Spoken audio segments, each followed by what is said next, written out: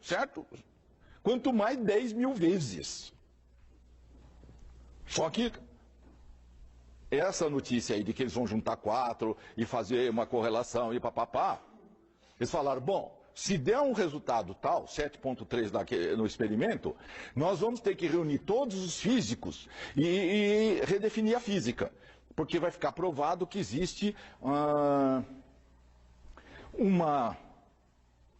algo subjacente a este nosso universo. Escuta, é só rindo. Só rindo.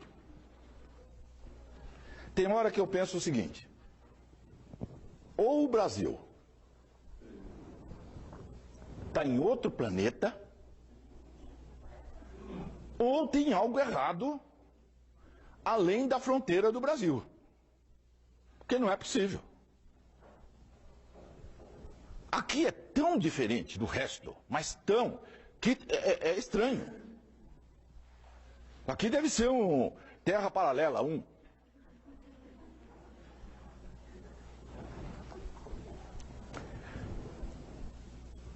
Dissonância cognitiva. Se nós pegarmos um desses físicos que não aceitam, né, a comunicação mais veloz que a luz dos spins, que, portanto, tem uma outra realidade subjacente que dá suporte a essa que nós estamos vendo, quer dizer, tem algo por baixo, um alicerce. Isso porque eles já descobriram o efeito Casimir do vácuo quântico, hein? E nem assim. Bastaria pegar este físico e falar, amigo, é o seguinte, me dá 15 minutinhos da sua vida, que você vai ter uma experiência interessante, que provavelmente vai aumentar em muito a sua dissonância cognitiva. Mas você é livre, você quer vir ou não quer vir. Se você não quiser, tudo bem, continua nessa. Problema seu. Mas se você quiser, vai ser ilustrativo. Pega este nosso amigo e leva num centro de Umbanda ou Candomblé. Tem N, pelo Brasil afora, N. Qualquer um serve. Num centro espírita também serviria, se ele deixasse o nosso amigo físico conversar com um morto, certo? Como normalmente a estrutura não é para isso, né? Porque isso aí assusta o povo, certo? Então precisa ficar, né? Então é preciso ir num lugar mais livre, sem ainda grandes estruturas. Então qualquer centro de Umbanda ou de Candomblé, você está lá face to face com o caboclo, com o preto velho. Agora, se nós estamos num lugar como o Espaço Mahatma, que a gente entrava e tinha, na minha sala, tinha lá uma estatuetazinha assim do Gandhi, com o lençol branco dele e o cajado na mão. O espaço chama-se Mahatma Gandhi, ok? Então, não tem problema nenhum ter uma estátua do Gandhi. E como era o Gandhi? De terno e gravata? Não, de camisolão branco. A cliente sentou, olhou a estátua e nunca mais voltou. Aí fiquei sabendo que ela não voltou porque tinha uma estátua na minha sala de um preto velho.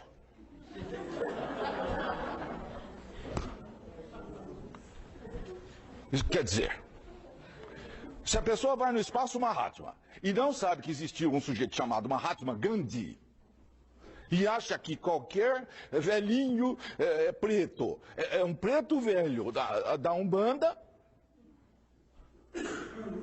quer dizer, não passa pela cabeça desta santa criatura que Não existe aquele preto velho, que ele está lá fantasiado de preto velho. Aquilo é um ser de luz, de altíssima evolução, que vai lá em qualquer lugar, num terreiro, que é onde que dá para falar com o povo, né? Então ele vai lá, o povo simples, porque os físicos querem ir lá no centro conversar com ele? Não querem, certo? Então ele atende onde? Ele atende onde tem o povão, que é onde tem abertura para ele ir lá trabalhar. Então ele vai lá, todo corcunda, certo? Senta, fala todo enrolado. O que vocês queriam? Ele podia falar de mecânica quântica, tranquilamente. Mas se falar mecânica quântica, dá o que dá nessa sala aqui, certo? Não vai dar nada. Então, ele fala lá, papapá. Mas você está conversando com um espírito. E tem vários deles, né? Agrupamentos diferentes, certo? De acordo com a vida que eles tiveram.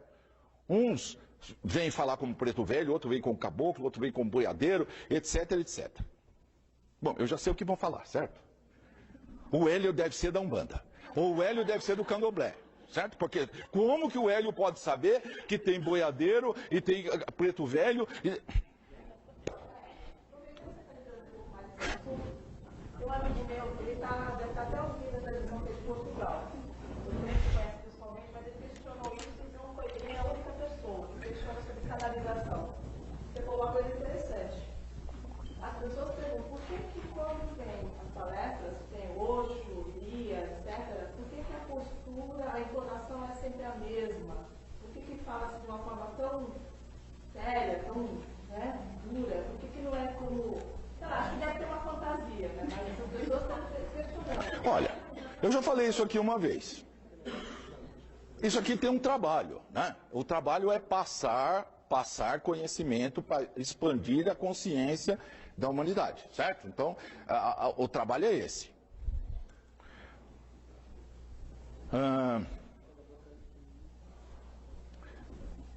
Irineu Gasparetto tem outro tipo de trabalho. Não sei quantas pessoas aqui já assistiram os shows do Irineu, certo? Quando o Irineu está lá e vem a Clara Nunes, ele pega a saia, certo? E sai cantando, segurando a saia. Porque quem que incorporou nele? A Clara Nunes. Então ela cantava como? Ela segurava a saia e saía dançando. Quando vem lá no final do show, que vem o Elvis, ele se transforma em Elvis, certo? E todo mundo que está lá sente a energia do Elvis mesmo. Portanto, Elvis não morreu. Essa é uma grande verdade. Os caras acertaram na mosca. Por enquanto que eu sei, ele vem no Irineu, certo? Então, aqui é o outro tipo de trabalho. Agora, o que acontece? A minha energia está tão em fase. Por exemplo, quando o Osho, que ele veste esse invólucro, o aparelho, perfeitamente. É como se colocasse esse paletó. Não tem nada, a mais nem a menos. Veste. Usa o conhecimento que o aparelho tem, o quanto que o aparelho já leu, estudou, ele usa tudo isso. É muito parecido. Apenas é uma questão de quantidade, certo? É tamanho de biblioteca, só isso. Quanto que você leu, quanto que o outro leu, tá? Mas como é muito parecido os assuntos, então você não nota diferença nenhuma. Incorpora, transmite tudo, sai. Nestas palestras recentes, está tendo 2 incorporações por vez. 2 canalizações, ok? Entendeu? Então, sai um, entra o outro, sai um, entra o outro, às vezes os 2 juntos. Não existe problema nenhum, tecnicamente, nisso, ok? 2 pessoas podem compartilhar o mesmo aparelho ao mesmo tempo. Superposição, sabe? Mecânica quântica. 2 átomos ocupam o mesmo lugar no espaço. Então, não tem problema nenhum fazer isso, porque um é uma onda, outro é outra onda. Então, um está numa frequência, outro está em outra, então eles alternam. Pode os dois usarem ao mesmo tempo, quanto forma de falar. Sai um, entra outro, sai um, entra outro, sai um, entra outro. Quando vocês pegarem os DVDs mais recentes, vocês verão lá quem que está alternando. Por quê? Está sendo dada. Por que é feito isso? Porque está sendo dada a oportunidade de outras pessoas poderem vir comunicar a forma que eles pensam. Por quê? Tem muito pouco canal nesse planeta. Entenderam? Tem muito pouco. Então as oportunidades de se falar para terceira dimensão é muito difícil.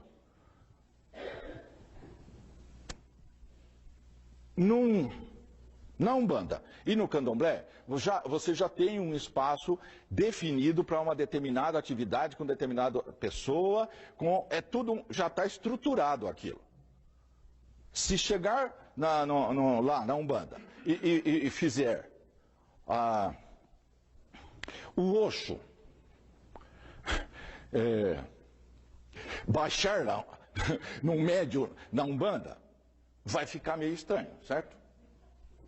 Eles não vão aceitar essa coisa muito bem. Por quê? Eles estão acostumados com um determinado paradigma. Então o que acontece?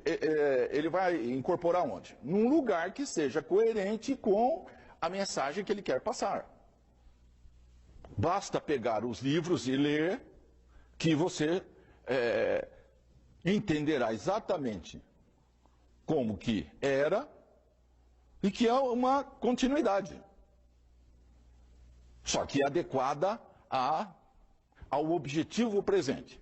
Isto é, existe uma agenda para isso. Esse trabalho aqui tem uma agenda. Esse negócio começou, aí tem o DVD 1, 2, 3, 4, 5, 51. Está lá, o caminho dos DVDs. Isso tudo tem um propósito, tem um programa. Tá sendo grava no 49 isso, no 50 isso.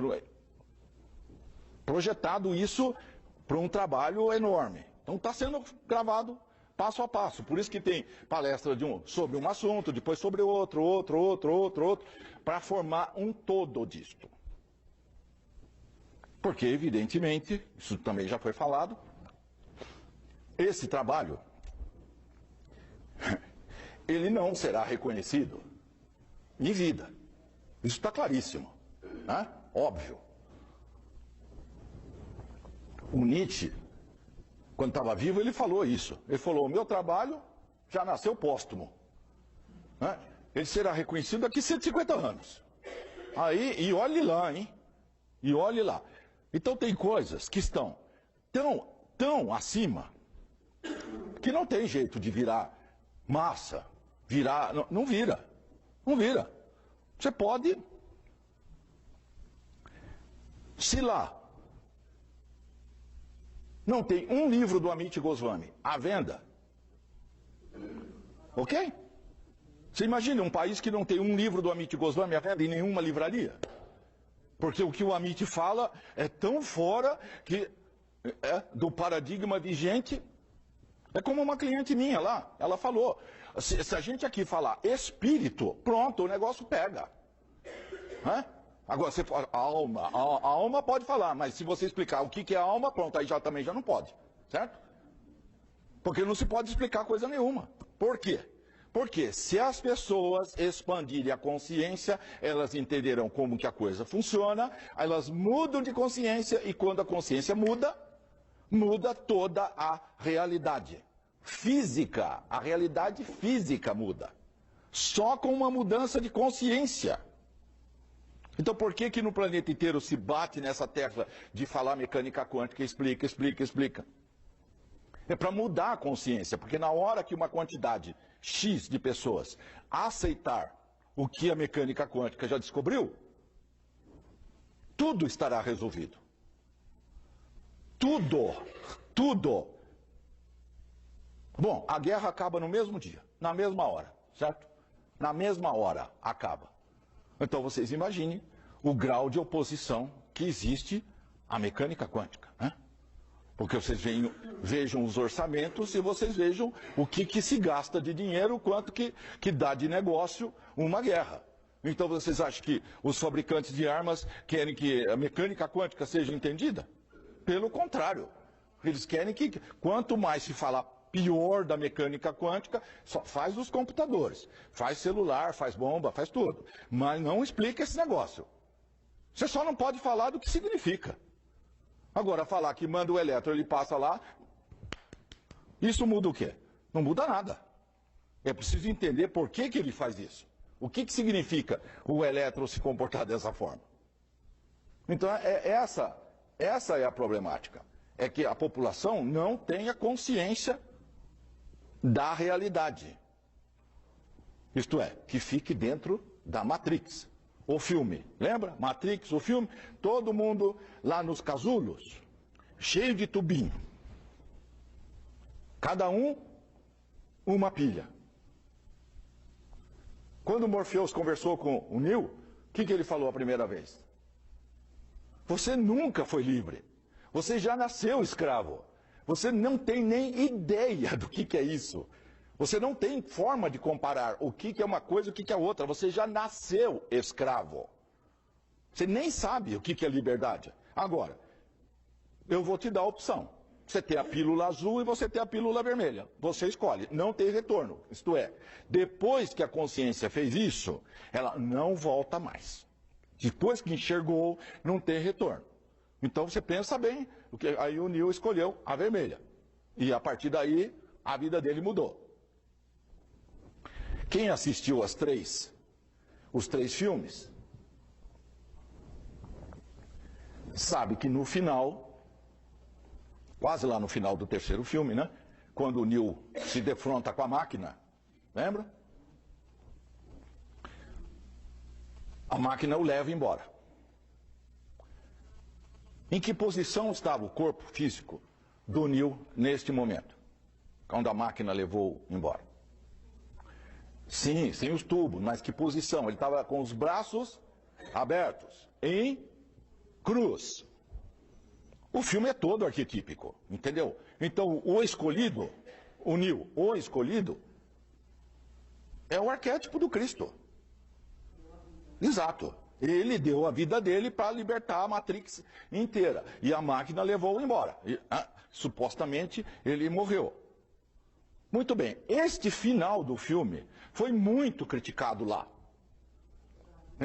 Foi muito criticado, porque por que os irmãos Wachowski colocaram o Neo morrendo de braços abertos em cruz? É nessas horas que você vê o tamanho da resistência que tem ao todo. Qualquer simbologia divina é abominada pela maioria. Se não fosse pela maioria, você fazia assim, mudava tudo. É isso que está se procurando. Que uma grande parte das pessoas expanda a consciência e enxergue. Na hora que enxergaram, mudou. Como só uma extrema minoria enxerga, então essa minoria ainda não é suficiente. Mas né, essa minoria está falando dia e noite, 7 dias por semana, 365, certo? E vai continuar falando. E a coisa vai andar. Vai andar por quê? Hein? Não, é minúsculo. Quantos físicos quânticos que falam? Tem? Meia dúzia? Pois é. Né? Jeffrey Satinover, o William Tyler, o Fred, o Amit, tem quanto? Meia dúzia. Porque sabe, é a meia dúzia que já perdeu o emprego. É a meia dúzia que vai ter que dar palestra, né? Como ele vem aqui no Brasil fazer workshop, um monte de livro, porque vai sobreviver do quê? E essa é outra questão que falaram. Por que se cobra para fazer a ressonância? Por uma simples razão.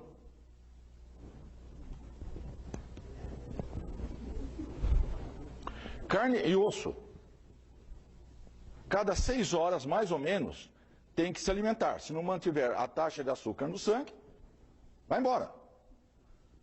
Então, seres biológicos da terceira dimensão precisam comer, beber, morar em algum lugar, se transportar. Isso, num regime capitalista, envolve dinheiro. Se chegar no açougue e falar, amigo, 2 quilos de carne, eu dou palestra ali no centro empresarial, eu estou ajudando as pessoas a entenderem como funciona o universo. Por favor, me dá 2 quilos. Mas é isso que as pessoas querem. Elas falam, não, mas se um trabalho é espiritual, não se pode cobrar coisa nenhuma. Pois é.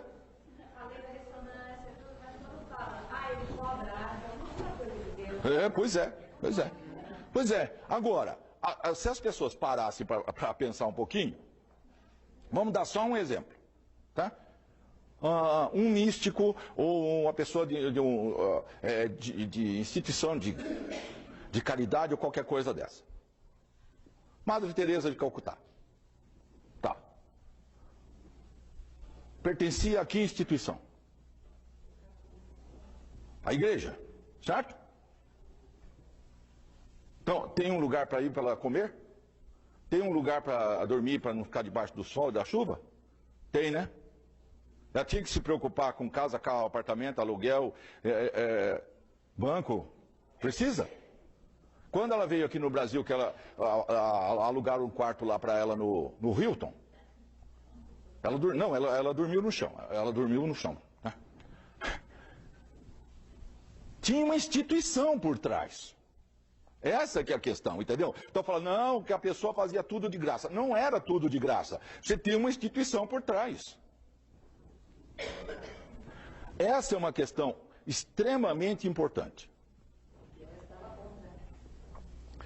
Se vocês analisarem ao longo da história,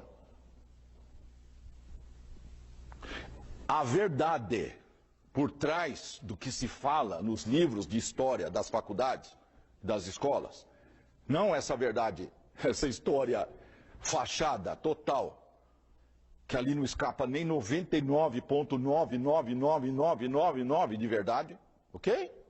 Começa a pesquisar, para saber a verdade sobre pega qualquer aspecto da história e vai fundo, para ver o que é passado e o que é real.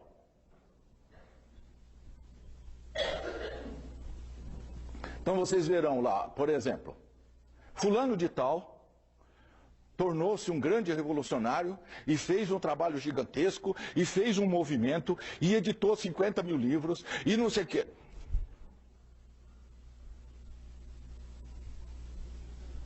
Qual que é a mágica que tem atrás dessa história? Qual que é a verdade dessa história?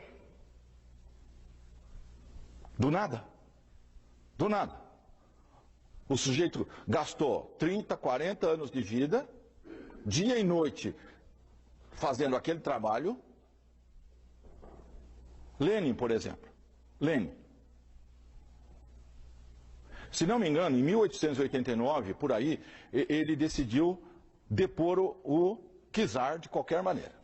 Ele levou 37 anos para conseguir o que ele queria. Durante 37 anos, Lenin trabalhou dia e noite, todos os dias do ano, para derrubar o czar. Lenin falava para uma pessoa, se hoje viesse aqui uma pessoa, eu ia dar a palestra desta forma para uma pessoa. Já fiz isso.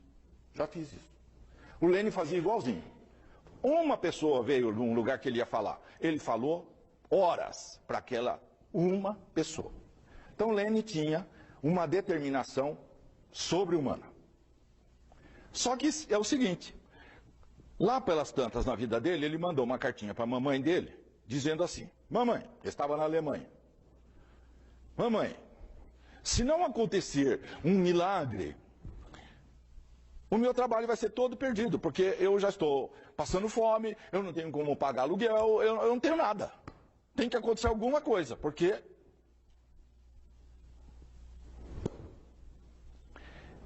Isso é uma carta que ele escreveu. Portanto, a próxima pergunta é, como que Lenin sai da Alemanha, vai para a Rússia, depõe o governo, assume e cria a União Soviética. Porque ele, sozinho, fez tudo isso. É claro que tinha lá meia dúzia à volta dele, mas ele era a cabeça de tudo. Porque o problema dele era pessoal com o czar. O que ia fazer depois era uma outra complicação. Mas o problema era derrubar o czar, era pessoal o problema dele. Porque, se não me engano, o czar tinha mandado matar o irmão do Lenin. Então aí o negócio virou familiar. Né? Uma família contra a outra. Pronto. Pois é, mas só que a história conta que Lenin saiu, foi lá, derrubou tudo isso, implantou, teve uma guerra civil que tinha N facções até 1922. E para vencer uma guerra civil precisava de muito armamento e muito... Como? Pois é, historicamente agora está provado que quando Lenin foi para a Rússia, ele foi com 5 milhões de dólares no bolso. Entenderam como é que dá para fazer uma revolução? Dá para fazer qualquer coisa nesse planeta. Tanto de um lado quanto do outro, qualquer lado. Só depende de...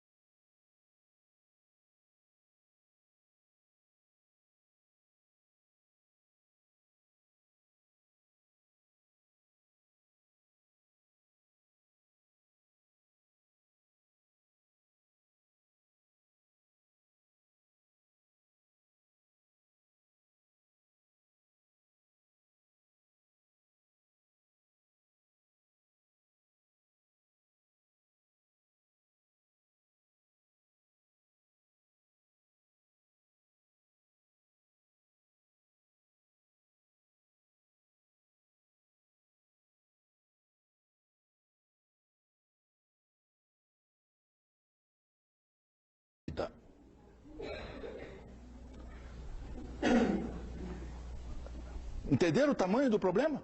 Uma coisinha dessa é uma metáfora tremenda. Veja o tamanho do problema de percepção. Não enxerga que o que tem de crédito para você é dívida. Agora, é claro, como esta terminologia engana, não é? Porque se fosse cartão de dívida, ela teria levantado as orelhas. Mas como é cartão de crédito, nossa, que beleza. Eu posso botar 30 mil na minha conta. Enter. Nossa, agora tem que pagar.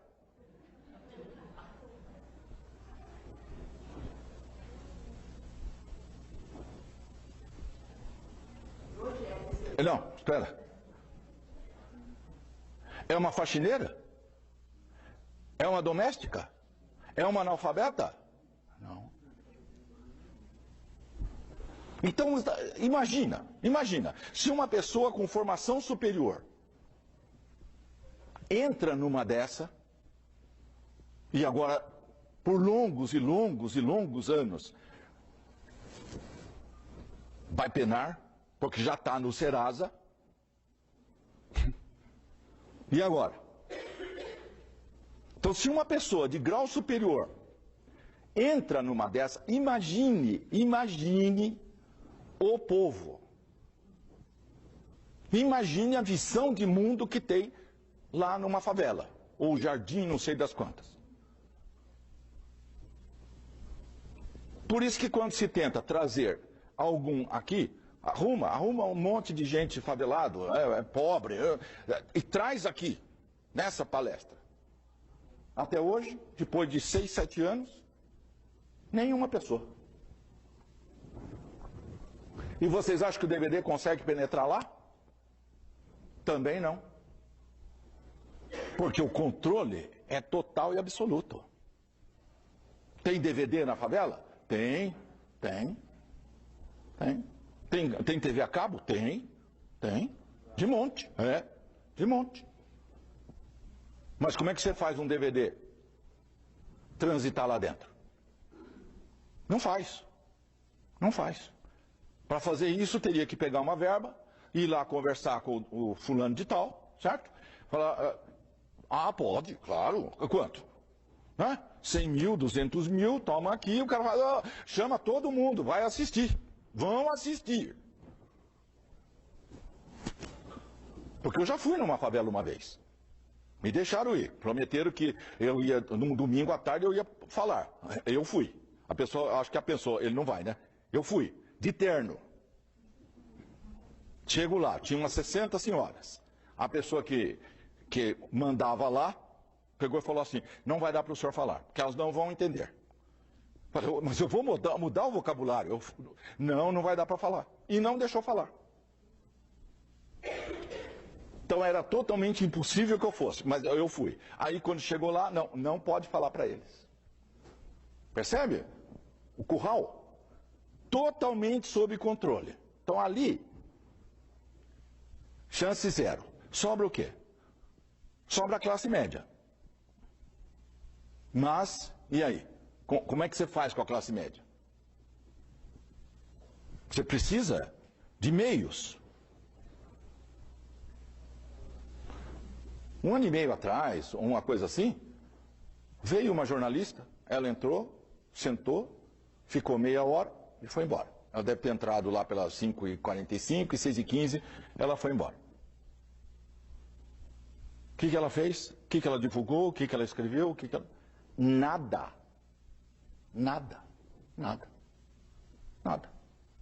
Mas, se eu for lá no jornal e falar quanto, as coisas podem mudar. Só que se quanto é quanto, né? Então, com uma verbazinha, tipo 5 milhões de dólares, igual o Lenin teve, vocês já imaginaram? Você põe a ressonância harmônica no mundo inteiro. Porque ego.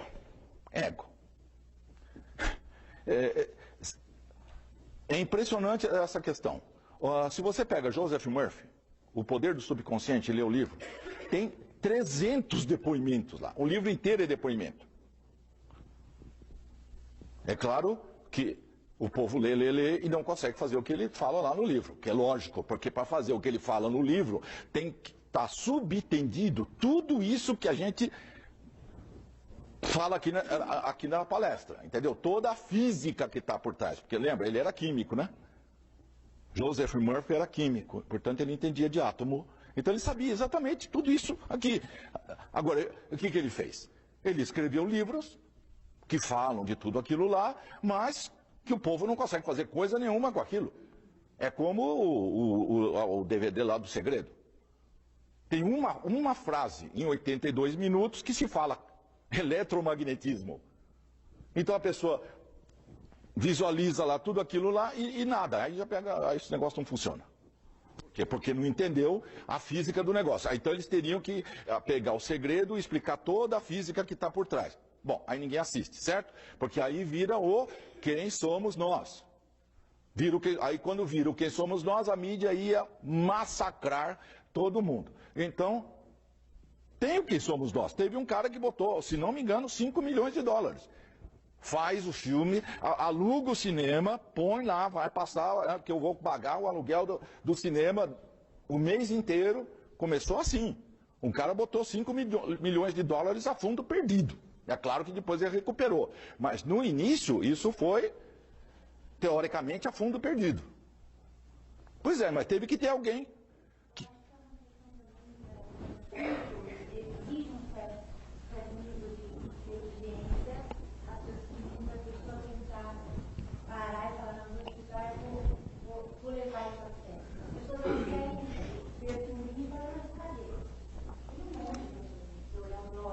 Sim, tem alguns depoimentos.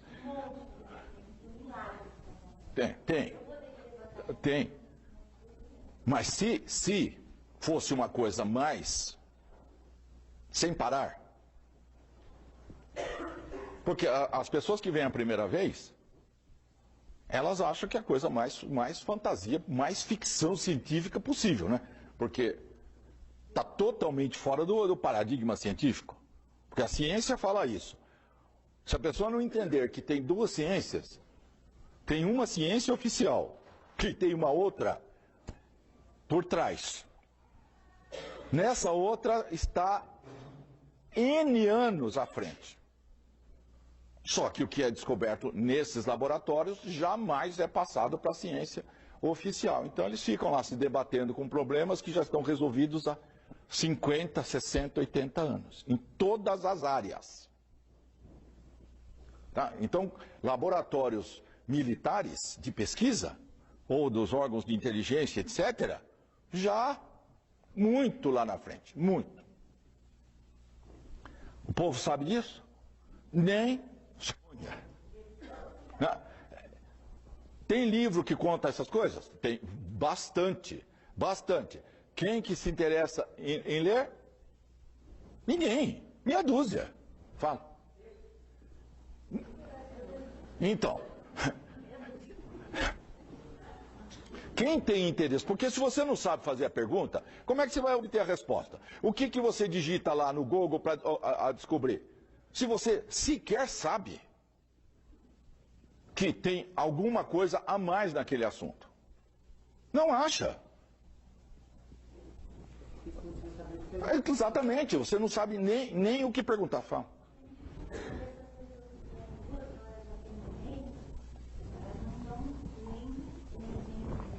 Exatamente, essa é outra coisa importante. Para a pessoa obter o resultado que ela quer o mais rápido possível dentro da ressonância, ela tem que assistir todos os DVDs da ressonância, ler todos os livros indicados e pensar. Porque não adianta a pessoa falar, eu botei lá e eu fiquei assistindo lá. Eu estou assistindo os DVD da ressonância. Sim, você está assistindo, está entrando por aqui e está saindo por aqui. Põe lá, começa a passar e presta atenção, com o caderno na mão. A primeira coisa que eu falar, não entendi, tem que parar e pesquisar. Tem que parar e pesquisar. Agora, pôr para tocar o DVD? O que adianta isso? Vocês imaginam quantas coisas é falado em cada uma dessas palestras depois que se começou a gravar? que está totalmente fora do paradigma vigente. E isso porque é sempre só um degrauzinho acima, né? Que é o suportável pelas pessoas. Você só pode subir um degrauzinho, porque aí pega, né? Porque se você subir 2, pronto, aí é viagem na maionese, certo? Então você imagina, você ainda tem que ficar num degrau. Esse um degrau, se a pessoa não assistir e falar, epa, eu não entendi isso aqui, eu tenho que ir atrás.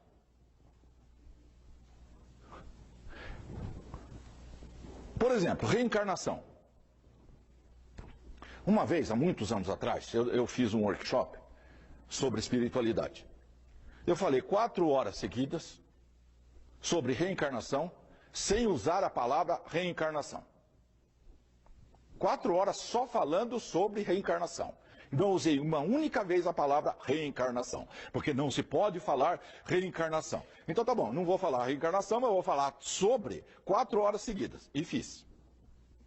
Caiu a ficha? Será que lá, naquela hora lá, caiu a ficha para todo mundo? O Hélio está falando de reencarnação? É capaz de não ter nem pescado nada, entendeu? Então, depois de um certo tempo, eu resolvi falar reencarnação. Tá, ok. Se não tem reação, supõe-se que os 7 bilhões de habitantes desse planeta aceitam esse conceito sem nenhum problema, já incorporaram isso, está tudo ok, eles já entenderam causa e efeito, né? Vai nascer, traz tudo que da outra vida, plantou, colhe, está tudo resolvido. Agora, você fala reencarnação, não acontece nada. Então, a pessoa está assistindo o DVD, passou a palavra reencarnação, dissonância cognitiva. Tampa, fecha a mente, não escuta essa palavra e continua. Aí daqui a pouco vem outro conceito, aí fecha, entendeu? Então, na verdade, o que a pessoa fez? Ela assistiu o DVD, pedacinho aqui, pedacinho aqui, pedacinho aqui, pedacinho aqui, não fecha nada com nada, porque tem uma lógica por trás de tudo isso. Isso é a palavra reencarnação. Agora, tem N assuntos que são falados aqui que teria que ter reação. As pessoas falarem, fofocarem, entendeu? Fala. Uma pergunta de uma internauta, ao invés de perguntar a você. Como eu consigo fazer o meu alinhamento com o meu espírito? É o problema do ego, né? Na verdade, a pergunta é essa. Na verdade, o problema é você se alinhar com o espírito. Deveria estar alinhado, porque está um dentro do outro, certo? O que não está batendo é o espírito, que é uma coisa, isto é, a centelha divina. Quando se fala espírito, é a centelha divina, e o ego por cima. Então não está, a tal história, não está alinhado, né? Porque tem que fazer a vontade da centelha divina. O que a centelha divina quer que você faça? O que ela quer fazer? Ela é o todo, lembra? Então aí você pega e faz. Ai não, eu não quero fazer isso, eu vou fazer outra coisa. Perceberam? Ou você faz o que o ego, a centelha, o todo quer, ou você faz o seu ego.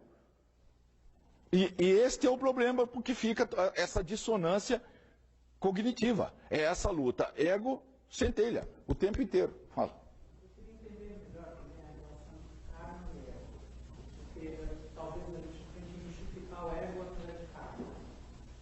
O karma é criado pelo ego, né?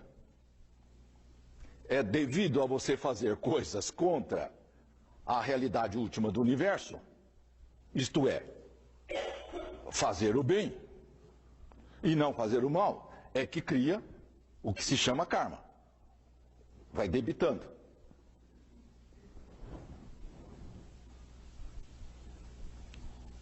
Para a pessoa evoluir rapidamente na ressonância,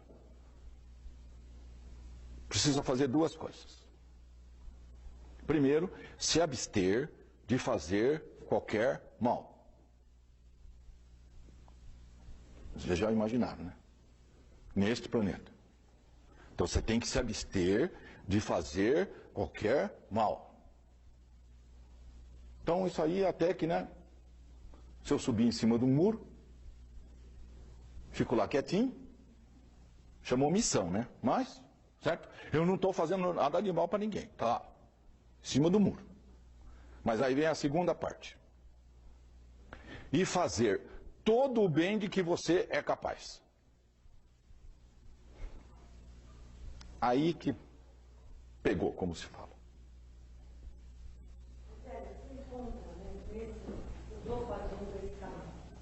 Questão de aprender a fazer. Você encontra uma pessoa que consegue arquitetar coisas para que você não consiga fazer o bem. Você vai estar sabendo que aquela pessoa está lá para se desequilibrar. Aí, como é que a gente faz para não ficar com raiva dela de querer voltar? Solta. Veja, é simples. É simples. De um lado você tem lá o seu cérebro reptiliano, que só pensa em poder, território, guerra, tomar, dominar, etc. É o próprio. Lá em cima da sua coluna. Tudo para ele é território. Ele tem que tomar e dominar para sempre. E mais. Nunca é o suficiente. Uma mulher que tem 800 pares de sapatos e que ainda não está satisfeita, vocês acham que tem algum problema com ela? 800 pares. E não está bom. Qual que é o contrário disto? Desse poder total, territorial? Não é soltar? Soltar.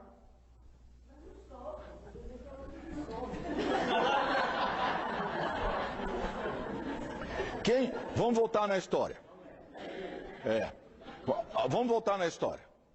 Soltar foi uma coisa que Buda falou 40 anos. Solta. Lembram? Desapego. Solta. Solta. Se você solta, que poder que podem ter sobre você? Nenhum. É lógico. A liberdade total é soltar tudo. Agora, para isto, você tem que ter a consciência do Buda. Perceberam? Dá para chegar lá, claro que dá. E Buda não chegou numa encarnação? Ele não tinha 29 anos quando ele saiu pelo mundo? Né? Depois que ele viu morte, doença, porque ele estava cercado por uma bolha. Né? O pai dele criou uma bolha, ele vivia no paraíso. Não via um problema. Só que ele saiu na rua, né, com essa história, né? Ele saiu na rua e viu um doente. Aí ele perguntou para o assessor, o que é aquilo? Fala, doente. Aí o que é aquilo? É um cadáver. O que acontece? A gente morre. Então, acho que com 29, ele viu que tinha probleminhas no mundo. Aí falou, eu preciso entender esse negócio. Abandonou tudo e foi pesquisar. Aí ele foi pela dor, né? Passar fome, passar frio, jejuar, etc, etc, etc. Foi no extremo. Estava num extremo e foi no outro extremo. Chegou lá? Não. Depois que ele se estraçalhou, ele falou, tem algo errado, porque eu não estou chegando a lugar nenhum. Vou no meio. Quando ele foi para o meio, o que aconteceu? Ele estava sentadinho lá debaixo da árvore, da vida, iluminou-se. Aí ele entendeu tudo, que era o caminho do meio. Aí ele estava livre. Mas para chegar nesse ponto, o que ele teve que fazer? Ele soltou tudo. Antes, ele não precisou. Em uma ele fez isso. Só que ele leva a sério, certo? Qual a diferença do Buda? É que o Buda é um cara que leva a sério. Não tem meio termo. Mas você tem uma mulher jovem, e nasceu o seu filhinho lá, e um castelo, e o poder, e o reino. Ele falou, não dá, tem outra coisa para fazer. E foi atrás. Pois é, agora, O que vão falar do sujeito que largou a mulher, largou o filho, largou tudo e foi viver como um mendigo procurando a iluminação? O que a sociedade vai falar dessa pessoa? Cobras e lagartos, certo? Esse cara é um problema. Pois é. Agora, em uma encarnação. Em uma. Não dá para fazer em uma? Dá para fazer. Dá para fazer. Mas você vai ter que pegar e fazer assim. Assim. O que é pior? Com as crenças. Toda a lavagem cerebral da criancinha. Tá? Vai ter que pegar crença 1. Joga tudo fora. Pronto. Você, pessoalmente, vai testar cada crença dessas. Eu quero saber se é verdade ou não. Eu não quero intermediário. Eu vou ter que descobrir essa coisa face to face. Perceberam? Ai, porque tem o Deus não sei das quantas. Tá, eu vou ter que conversar com ele para saber quem que é esse cara, certo? Porque deuses tem de tonelada. Na Índia, então, já se perdeu a conta. Certo? Por que tem tanta tonelada de deuses? Porque é óbvio. Se o todo emanou um, que é igualzinho a ele, tem a centelha divina. Quando este um crescer bastante, ele vai ter que optar, né? Ou ele opta para cá, ou ele opta para cá. Mas ele virou um Deus. Não está escrito lá, gente, 2000 anos atrás, abre aspas, eu não disse vós sois deuses, fecha aspas. Isso sobrou, entendeu? Está lá escrito. Eu não disse vós sois deuses. Por quê? Porque todo ser é um Deus em potencial, assim que ele aprender e a consciência dele entender isso. Agora, se ele vai optar pelo lado do bem ou pelo outro lado, aí é uma escolha dele. Mas ele é um Deus, não é o Deus, certo? O Deus. Ele é um Deus, porque ele faz assim e cria. Casa, carro, apartamento, barco, avião, certo? E quem faz assim e cria não é um Deus? O povo considera que sim. Se a pessoa tem a capacidade de fazer assim, só pode ser, não é verdade? Então, ao longo da história, lê Joseph Campbell, As Máscaras de Deus. Ao longo da história, em todas as tribos da face da terra, etc., etc., tem um monte de Deus. Um monte. Uns numa ilhazinha, certo? Como tem agora lá no Pacífico Sul, o Deus Rambo, cuja comunidade tem os habitantes desta ilha, certo? Porque se não fosse uma ilha, ele já estaria com bastante adeptos, ok? Se ele estivesse numa região territorial continental. Mas como está lá preso na ilha, então só aquele povo lá que cultua o Deus Rambo. Não lembro, mas se você procurar na internet lá, religiões estranhas, vai aparecer. E tem uma outra ilha lá, que aí um tenente americano lá da Marinha desceu lá em 40 e qualquer coisa, tomaram a ilha, né? E aí explodiram uma bomba atômica. Aí, é claro, os caras viram, os indígenas lá viram uma bomba atômica no atol lá de Mururoa, por exemplo, e falaram, caramba, nós estamos batendo no outro com um pedaço de pau. Este cara pulverizou a ilha. Quando terminou a explosão, só tem água. Cadê a ilha? Sumiu. Porque, é claro, a ilha é feita de quê? Átomos, né? A explosão atômica dissolveu os átomos do chãozinho da ilha. Então agora o chão da ilha está lá, alguns metros para baixo do nível do mar. O que é uma ilha, né? Uma montanha. Só que tem água por todos os lados. Fala. Professor, ele é o osso grande. Onde entra a abstinência aí?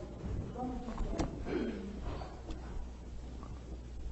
Eles praticavam, né? Abstinência.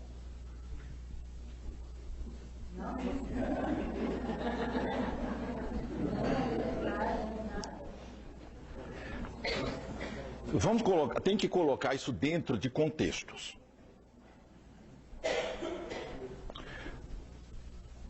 Libido é uma força tremenda. É a energia do universo. Então, o universo inteiro é pura libido. Pronto. Só essa frase deveria fazer com que os telespectadores deste DVD levantassem todos os cabelos, as orelhas. Sabe o que vai acontecer? Nada. Passa batido. Ignora-se. Ignora-se. Completamente. A hora que falou libido, já. Bom, pronto. Fecha o cérebro, deixa ele terminar a frase, terminou, trocou de assunto, trocou. Continua escutando. Gerou um intervalo ali nulo, zerado. Toda vez que se fala sexo nessa sala, gela a sala. Congela assim. Daria para pegar um facão e começar a passar assim e cortar como se fosse uma gelatina e botando do lado assim. Corta tudo. Não, teve uma mulher que ela, quando eu comecei a falar de sexo umas palestras atrás, ela levantou e foi embora. Quando eu falei que uma centelha fazendo amor com a outra centelha, o que é isso aí? É Deus fazendo amor com ele mesmo. A mulher levantou e foi embora. É demais para a cabeça dela que Deus faça amor. Portanto, portanto, o Deus desta mulher tem que ser quem? Um cara do ódio. É aí que eu ia chegar, entendeu? Você tem um monte de Deus pela história da humanidade. Mas espera um pouquinho, amigo. Isso chama-se projeção. Você acha, dentro de você é um cara bom? Né? Então você acha, nossa, esse Deus, ele deve ser bonzinho, né? Deve ser um cara bom. Aí todo mundo cultuando, deve ser um cara bom. Aí só que se você pegar a história lá do Deus e pegar o livro lá e começar a olhar, epa, tem que sair matando todo mundo. Corta as cabeças. Espera um pouco. Será? Não, mas ninguém pode ler o livro. Porque se as pessoas lessem o livro, entendeu? Elas iam, escuta, o que o Deus está falando aqui? Que nós temos que sair matando todo mundo. E Deus mata a gente. Tortura. Esse Deus não pode ser do bem, concordam? Ele não pode ser bom. Ele não pode ser igual ao todo, que é puro amor, que faz o sol nascer para ladrão, para honesto, para todo mundo, certo? O sol, todo dia o sol não sai para todo mundo, certo? Sai. Ele não está provendo tudo para todo mundo. Amor incondicional, sem julgamento. Sem julgamento. O cara é um pedófilo. Está solto aí. Na América tem um pedófilo a cada 1,5 milha quadrada. A cada 1,5 milha quadrada, 1.500 metros quadrados, tem um abusador de criança. E calcula os números. Essa é a realidade, tá? Dados da polícia. Bom, para todo santo dia não nasce o sol para todos esses pedófilos? Pois é, essas são aquelas coisinhas que as pessoas falam, os mistérios insondáveis, joga tudo para debaixo, certo? Como que foi acontecer isso na minha vida? Mas isso, se você vê na televisão, você muda de canal e esqueceu o assunto. Se acontecer com você, você está traumatizado pro resto da vida. Mas aí ninguém fica sabendo disso, certo? Porque o outro é o outro, dane-se, né? A pessoa liga, troca de canal. Esse cara está falando um negócio muito chato, troca de canal. Desliga o DVD da ressonância. É o que acontece. 10 minutinhos, desliga. Mas, voltando. Os pedófilos estão exterminados da humanidade, desse planeta de 7 bilhões? Não, está lotado. Lotado deles. Isso é amor incondicional. Esse pedófilo tem recuperação? Tem. Pode ser nessa, pode ser daqui a 30 vidas, 50 vidas, 5 mil vidas, não tem problema. O todo trabalha com a eternidade. Ele não tem problema de 80 anos, tenho que ter sucesso nesta vida. Não, ele trabalha com a eternidade. Não tem nem entendeu? Deixa o sujeito ir. Ele está atrelando antimatéria nele, na próxima vez é capaz de ele nascer sem uma perna, sem 2 pernas, sem um braço, sem 2 braços, entendeu? Se vocês forem aí num leprosário aqui perto de Santo André, vocês vão achar. Sem braço, sem perna, tá, né? É só pegar lá, puxa o banco de dados lá. É o currículo deste cara, o que ele fez na outra vez? E nas outras vezes. Pega 10 mil anos atrás, vê quem que ele foi. É assim.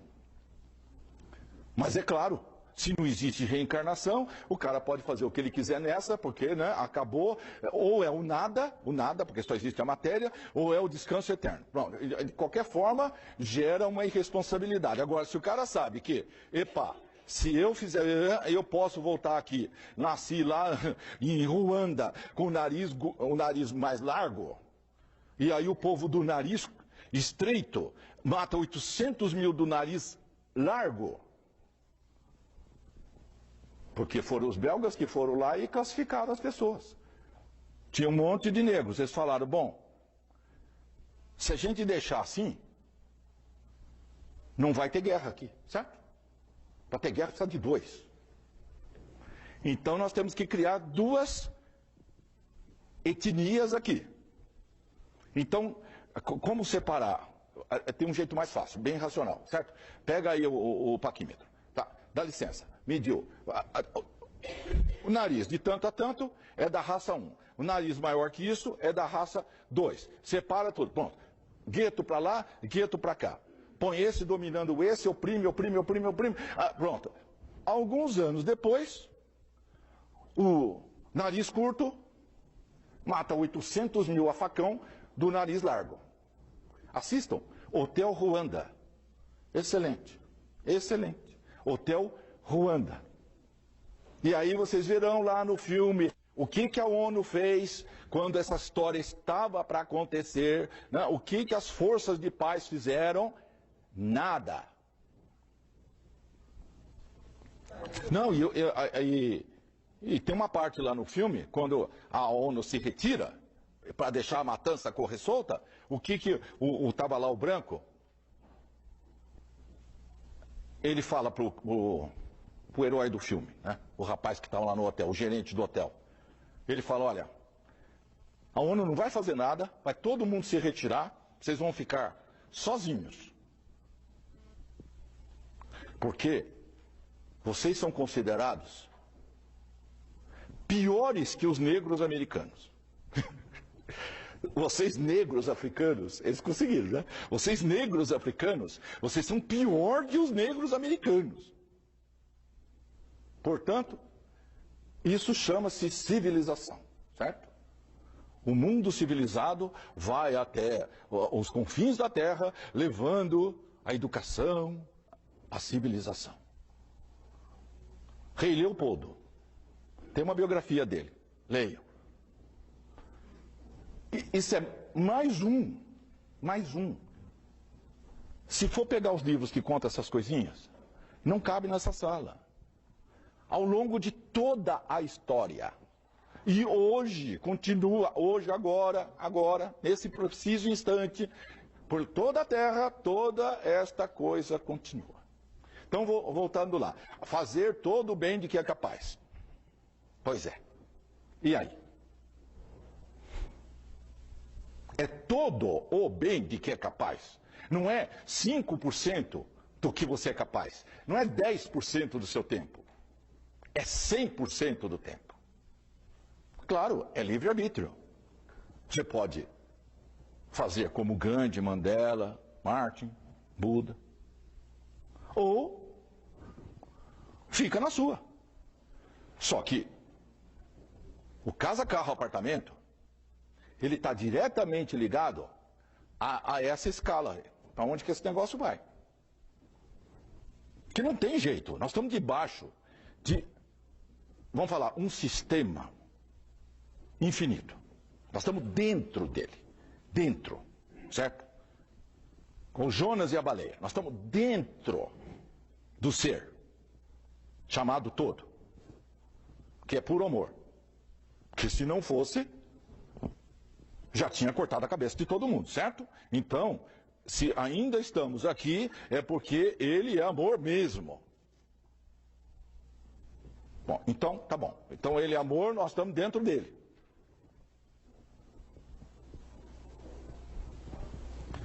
Qualquer coisa que a gente faça contra ele,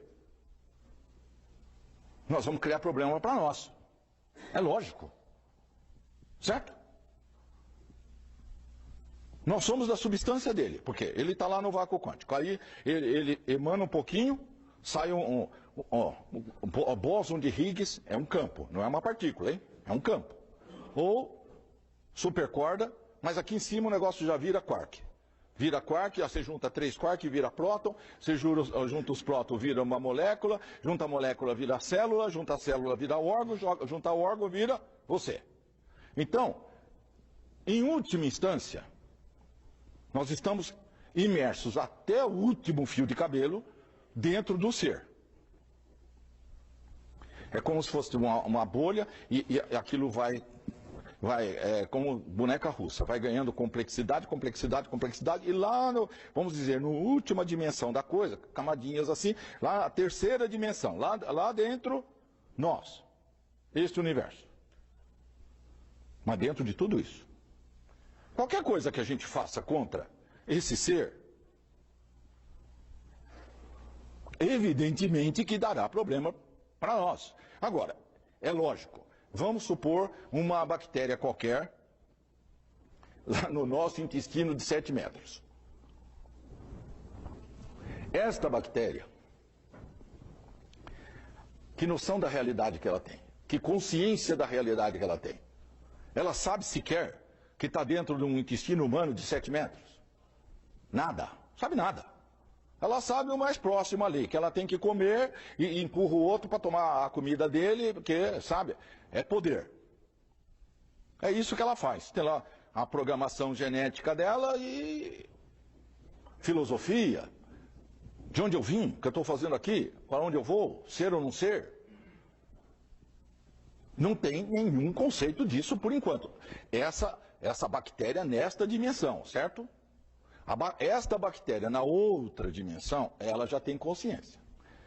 Se você conversar com a bactéria do outro lado, ela vai poder interagir como a gente está interagindo aqui. Mas a percepção da realidade dela está limitadíssima. Então ela só raciocina lá com o DNA que ela tem minúsculo. Ela leva a vida dela. Agora, vamos supor que ela junta forças, arruma lá um bando de outras bactérias e fala, bom, vamos estabelecer um reino aqui e atacar o outro lá. Aí você tem um negócio que chama doença, um tumor. Eles não sabem o que é isso. Eles estão só juntando forças. Mas você vai no médico e o médico olha lá, faz uma ressonância magnética, isso aqui tem um tumor, vamos fazer uma cirurgia, vamos cortar tudo e jogar isso aqui no lixo. Não é isso que é feito? Por N meios. Quando entrar uma mãozinha lá e pegar um bisturi e cortar aquele tumor, para aquelas bactérias, ou aquelas células fora de controle, é o fim do mundo. Não se sabe como surgiu do nada algo que entrou aqui, arrastou todo mundo, matou todas as bactérias, cortou todo mundo e sumiu com tudo. Uma intervenção sobrenatural. Pela visão das bactérias, o que é isso que você fez? Você fez uma limpeza, certo? Uma catarse. Para eles, é o fim do mundo deles, do reinado lá dessas bactérias. Portanto, se o grupo de bactérias exagerar de vírus, exagerar no controle, poder, ambição, guerra e tudo mais, você vai no médico e manda falar, doutor, corta tudo, extermina. Radiação, químio, bota qualquer negócio aí, mas...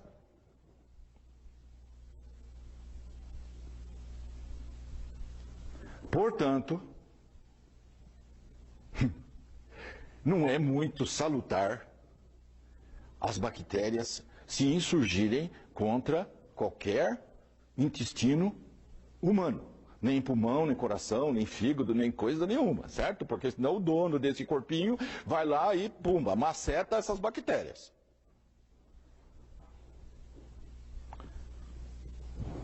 E no todo da coisa? Aí você faz uma guerra mundial, aí você faz a Segunda Guerra Mundial, aí você planeja a Terceira Guerra Mundial, né? Na primeira você mata uns 8 milhões, na segunda você mata 60 milhões, aí, sabe, o negócio, são negócios. O que vocês acham que o todo vai pensar de um negócio desse? Esse número já começou a ficar meio, sabe? Porque pro todo não tem lugar distante. Ai, nos confins da galáxia, da Via Láctea, lá nos confins do... Espera um pouco, pro todo não tem confins do universo. O todo está em tudo. Então quando o humano fala, 93 bilhões de anos-luz é a fronteira do universo conhecido, isso pro todo é daqui naquela porta, entendeu? O todo está aqui e está lá, 90 bilhões de anos, ele está lá também, ao mesmo tempo, lembra? Onipresente. Pois é. Então, se qualquer lugarzinho minúsculo lá nos confins da galáxia, como fala o Jorge Lucas, né? Uma galáxia muito, muito, muito distante, era uma vez. Qualquer coisa que se faça no universo afeta o todo. O todo tem uma agenda de crescimento, de evolução, certo? A galáxia gira 250 milhões de anos, ela dá um giro. Tem uma agenda da galáxia. Durante esse giro, esta galáxia vai experimentar tal crescimento, tal conhecimento, tal evolução, tal visão da realidade. Então, porque se ganha conhecimento experimentando. Então, tem a agenda da galáxia. Você tem cada sistema, macrosistema dentro da galáxia. Nosso Sol está dentro de um desses sistemas grandes. Então, esse sistema grande vai vivenciar tal coisa. Agora, esse sistema solar vai aprender outra coisa. Agora, cada planeta desses, e assim vai. Até o boteco ali da esquina.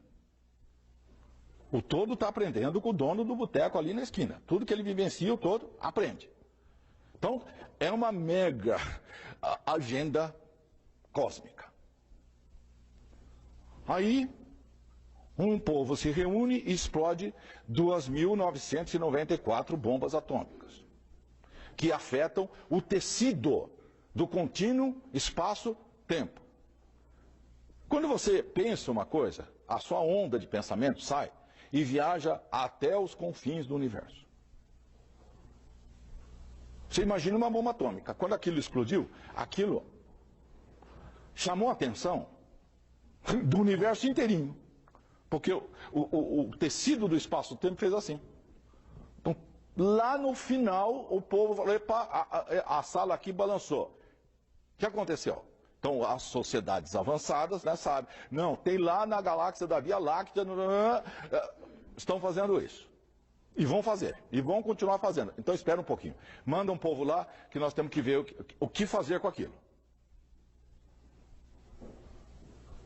Mera coincidência que em 47 surgiu o famoso evento de Roswell. E por uma mera coincidência, que o evento foi na única cidade que tinha o estoque de bomba atômica do planeta Terra. Só tinha bomba nos Estados Unidos, numa única cidade, tinha o estoque de bomba ali. Foi nesta cidade que aconteceu aquele famoso experimento lá com balão meteorológico, certo? Que caiu lá e o povo ficou achando que tinha 2, 3, 4 corpos, etc. Todas essas ficções aí da teoria da conspiração, certo? Era só um balãozinho meteorológico e deu toda aquela confusão lá. Pois é, 2 anos depois de ter feito Hiroshima e Nagasaki. Mera coincidência. Agora, é pura lógica, não? Se o seu vizinho começar a fazer umas coisas estranhas lá, você vai ficar atento ao que ele está fazendo, certo? Seu vizinho. Agora, você imagine você explodir bombas atômicas que nem... Tem. Tudo isso aí está debaixo de uma coisa super macro. né? No dia 9 de dezembro, na palestra do final do ano, aí eu vou falar dessa transição do final da era, né? Cada era tem 2000 anos, certo? Precessão, 2000 anos cada um. Então, agora nós estamos exatamente no final, falta um mês e pouco para acabar uma era de 2000 anos e começar uma outra. Então, vai haver uma troca de frequência. Isso eu vou explicar no dia 9. Tem um comando no universo. Não é uma baderna. Entendeu? Você não pode fazer o que você quer. Você tem que fazer. O ideal seria, você faz o que o todo quer, que aí está tudo ok, porque o todo só quer o seu bem. É diferente de alguns deuses que mandam matar. Isso as pessoas